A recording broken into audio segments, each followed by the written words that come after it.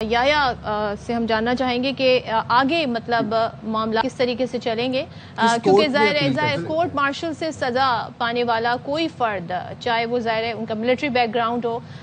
किस तरह आगे वो हक रखते हैं आगे अपील का। तो याया ज़रा मुझे बताइएगा अब किस किस फोरम पर अपील का हक मौजूद है और कितनी बार अपील की जा सकती है।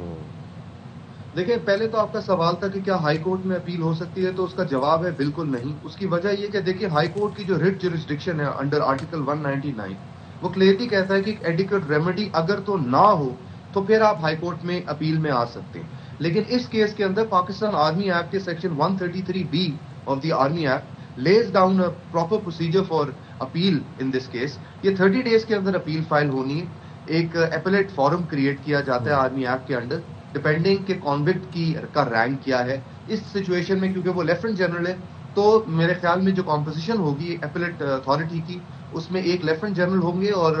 2 मेजर जनरल हो सकते हैं और 3 मेंबर का ये एक कॉम्पोजिशन होगी। और देखिए, सबसे जो तो अपील का हक तो जनरल फैज के पास है, लेकिन इसमें जो सबसे इंपॉर्टेंट बात अगर आप इस कल की प्रेस रिलीज में देखें तो उसमें यह है कि जो May 9 के केसेस हैं वो अभी भी अंडर इन्वेस्टिगेशन है और कुछ अदर एक्टिविटीज भी हैं जिसमें वो अंडर इन्वेस्टिगेशन है। तो जनरल फैज के ऊपर लीगल चैलेंजेस जो है वो अभी खत्म नहीं हुए या इस अपील, बल्कि इनफैक्ट हमें बढ़ते हुए नजर आएंगे, बिकॉज May 9 का जो उन पे चार्ज इन्वेस्टिगेट किया जा रहा है, conspiracy of waging war against the state and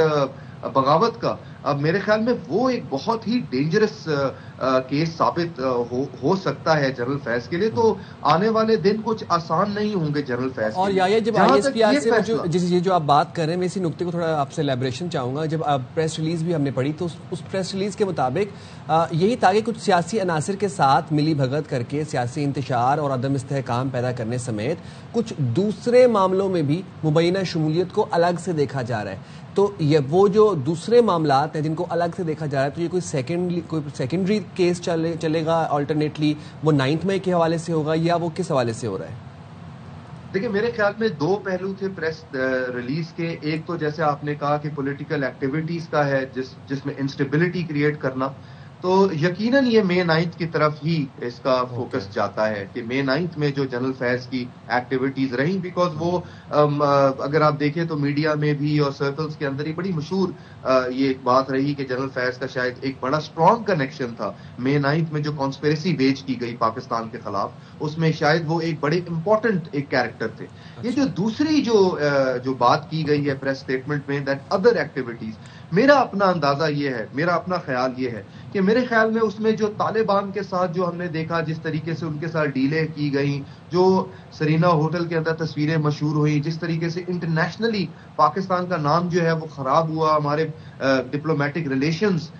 जो खराब हुए दीगर ममालिक के साथ, और भी कुछ चीजें हैं। मुझे लगता है कि शायद जरूर इन चीजों को भी इन्वेस्टिगेट किया जा रहा है कि TTP की सेटलमेंट हुई तो क्या ये एक अदारे का फैसला था या ये इस शख्स का फैसला था। बिकॉज जनरल फैज की जो इन्वेस्टिगेशन है और चार्जेस हैं, उसमें अगर आप देखें तो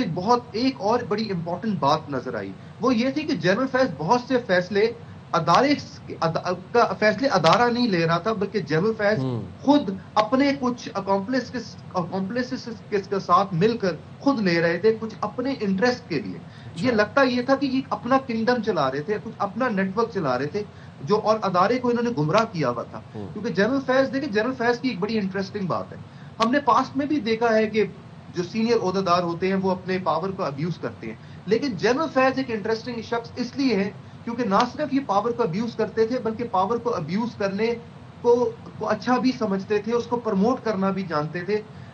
मीडिया में अपनी तस्वीरें लीक करना भी जानते थे, सरीना में चाय पीते हुए। इनको शौक था ये दिखाना कि शायद he is running the business या कोई मिनी किंग है। तो इनकी पर्सनल एम्बिशंस बहुत ज्यादा थी, पर्सनल एस्पायरेशंस बहुत ज्यादा थी। तो ये जरूर इन्वेस्टिगेट अभी फौज कर रही होगी कि बहुत से फैसले जो अदारे ने किए, क्या वो अदारे के ही फैसले थे या ये खुद ही इंडिविजुअली कुछ अपने 3-4 अफसरों के साथ मिलकर ये फैसले कर रहे थे, जो पाकिस्तान के लिए बहुत इंटरनेशनली भी अगर आप देखें तो पाकिस्तान का इमेज बहुत बुरा गया इनके दौर का। वो फैजाबाद धरने से शुरू होता है, फिर जिस तरह जुडिशरी से आवाजें आई कि ये जजेस के घरों में जाके जजेस को धमकियां देते थे। फिर सेनेट के इलेक्शन में जो हमने सुना कैमरे लग गए, फिर अफसार आलम का एक केस हुआ, फिर फोन लीक्स, जिस तरीके से धमकियां देते थे, जरूर इसमें अदारे का